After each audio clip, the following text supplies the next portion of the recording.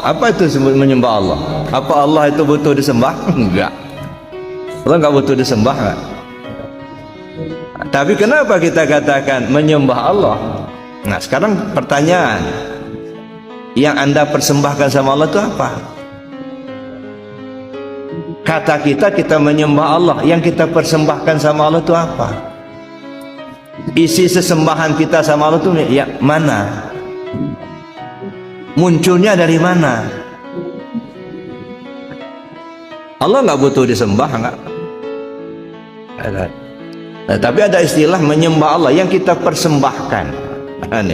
Ini masuk ke kaji tasawuf lagi. Mana yang dipersembahkan? Dalam bahasa lain disebut mi'raj nantinya. Ada mi'raj jasmani, mi'raj ruhani, mi'raj ruhul kudus. Jadi kita persembahkan. Isi sesembahan itu ada 4. Ya. Islam, iman, tauhid, ma'rifat. Itu isi sesembahan. Menyembah Allah kata kita, berisi enggak sesembahannya? Apa isinya? Islam. Apa itu Islam? Kepatuhan terhadap aturan. Kita katakan menyembah Allah, tapi maling juga enggak menyembah Allah, enggak. Walaupun tunggang-tunggik sholat. Isi sesembah itu pertama Islam. Islam itu apa?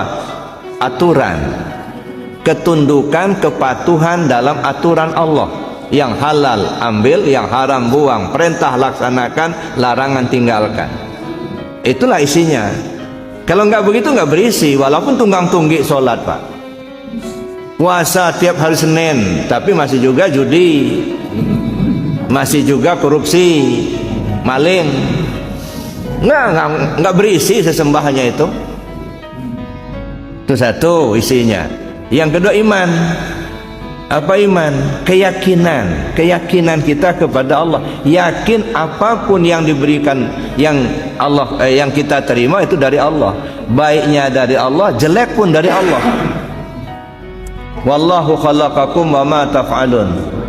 Allah yang menciptakan kamu dan apapun yang kau perbuat. Jadi sesungguhnya Bapak duduk di situ bukan barang baru, Pak. Sudah ada ketentuan sebelum Bapak duduk. Jadi Bapak tinggal menjalankan saja sebenarnya.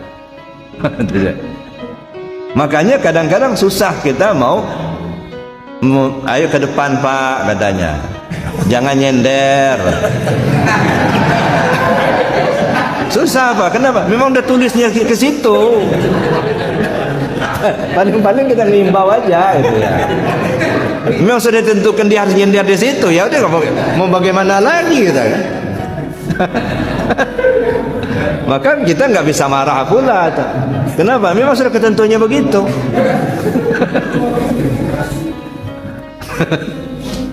Jadi bukan barang baru. Kita duduk bersama sekarang ini bukan barang baru. Sebelum kita duduk sudah ada ketentuannya. Allah menentukan duduk di sini. Makanya kata orang tasawuf itu, walaupun tidak sama persis, gitu ya. Sebenarnya kita ini tidak seperti wayang, Pak. Ngejalanin aja. Nah, yang kerok itu karena kita merasa punya, merasa kuasa. Nah, di situ benturannya. Ada. Kita kalau ini salah satunya yang sering saya sorot juga. Pernah nggak Bapak dengar ada ayat? Innallah la yughayyiru ma biqaumin hatta yughayyiru ma bi anfusihim. Allah tidak akan merubah nasib satu kaum sebelum kaum itu merubah nasib mereka sendiri. Pernah nggak dengar itu? Iya, sering kan? Syirik itu, Pak. Saya berani katakan syirik kalau pemahaman seperti itu. Lemah kan Tuhan itu. Berarti dia nggak sanggup merubah kaum itu kalau kaum nggak mau berubah. Pak berubah Pak? Enggak, kata Bapak. Allah nggak sanggup merubahnya. Kalau begitu Allah tuh nggak kuasa kalau gitu. Ada orang nggak digerakkan Allah untuk belajar, dia nggak mau belajar. Berarti seluruh proses dengan takdir itu semua sudah ada. Ya kalau nggak dengan Allah nggak bisa, Pak. La haula wa la quwata illa billah. Tak ada daya dan upaya melainkan dengan Allah. Tidak ada kemampuan untuk melaksanakan perintah melainkan dengan Allah. Tidak ada kemampuan meninggalkan larangan melainkan dengan Allah. Melaksanakan perintah aktif, tidak bisa aktif melainkan dengan Allah. Meninggalkan larangan pasif, tidak bisa pasif melainkan dengan Allah. Aktif gerak, pasif diam. Enggak bisa gerak, enggak bisa diam melainkan dengan Allah.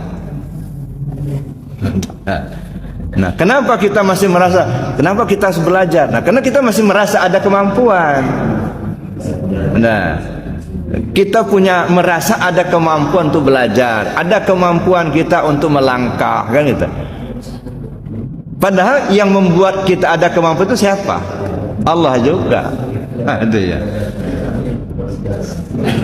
Jadi ini nggak ada apa itu. Ya, maka saya bilang itu ibarat wayang tadi.